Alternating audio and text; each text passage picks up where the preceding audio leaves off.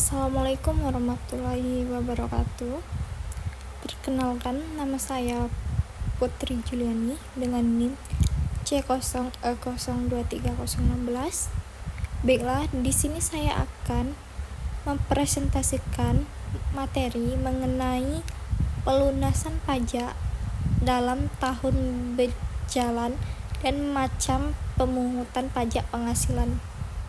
Sifat pembayaran ditinjau dari administrasi pemungutan pajak. Pajak penghasilan merupakan pajak langsung, yaitu suatu jenis pajak yang pemungutannya dilakukan secara periodik atau berkala, yaitu setahun sekali.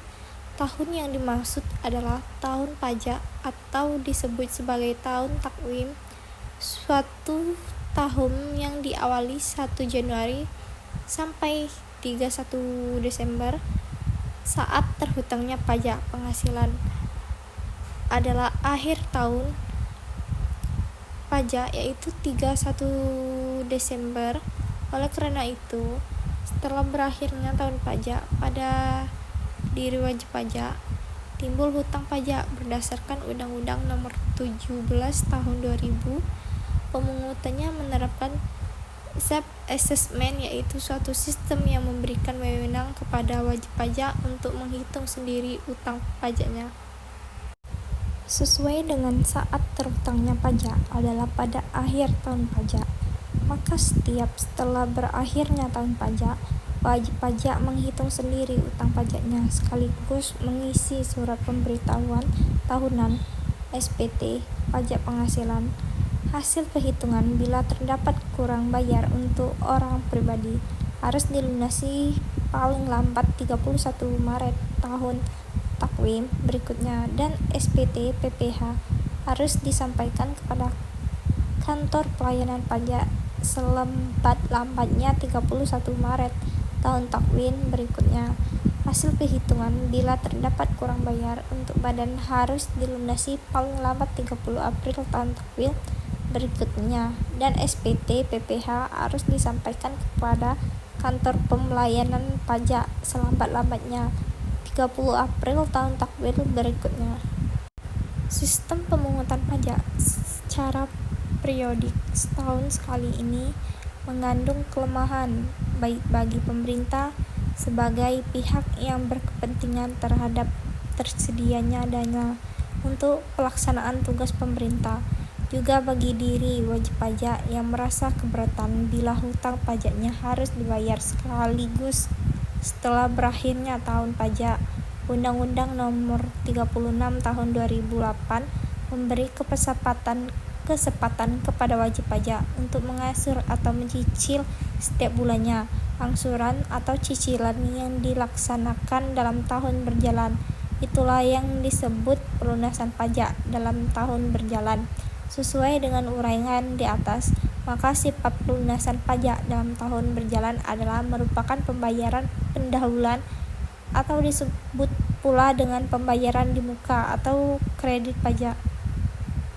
Karena sifatnya yang merupakan pemungutan angsuran, itulah maka dapat dikreditkan sewaktu menghitung besarnya pajak terhutang setiap akhir tahun. Baiklah, selanjutnya jenis-jenis pembayaran. 1. PPh Pasar 21 pemotongan PPh atas gaji, upah, honorarium, dan imbalan lainnya berkenaan dengan hubungan kerja.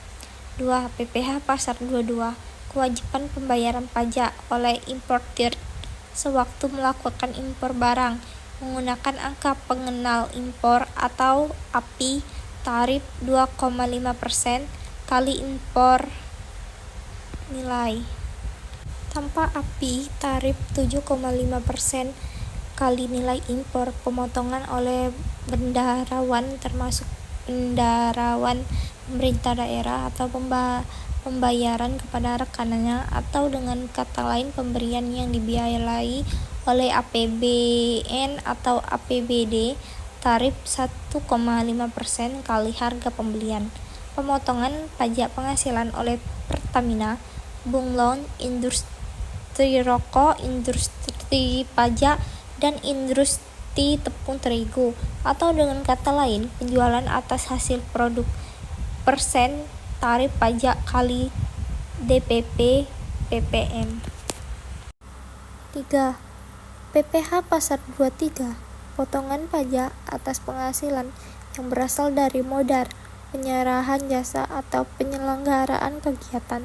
Selain dipotong PPh Pasar 21, tarif 15% kali penghasilan bruto untuk bunga, dividen, royalti, dan hadiah, tarif 15% kali penghasilan neto untuk sewa dan penghasilan atas pelunaan harta imbalan sehubungan dengan jasa yang diberikan tersebut. 4. PPh Pasar 24, pembayaran pajak atas penghasilan di luar negeri adalah penghasilan yang diperoleh atas usaha di luar negeri yang dapat dikreditkan atau dikurangi terhadap pajak yang terhutang di dalam negeri, menghindar pajak berganda. 5. PPh Pasar 25, mengatur tentang pembayaran bulanan yang harus dilakukan sendiri oleh wajib pajak dalam tahun berjalan. 6. PPh Pasar 26, pajak penghasilan untuk wajib pajak di luar negeri atas penghasilan berupa dividen, bunga, royalti, bunga simpanan, dan lain-lain yang diterimanya, tarif 20% kali penghasilan bruto. Yang terakhir, jenis-jenis pembayaran.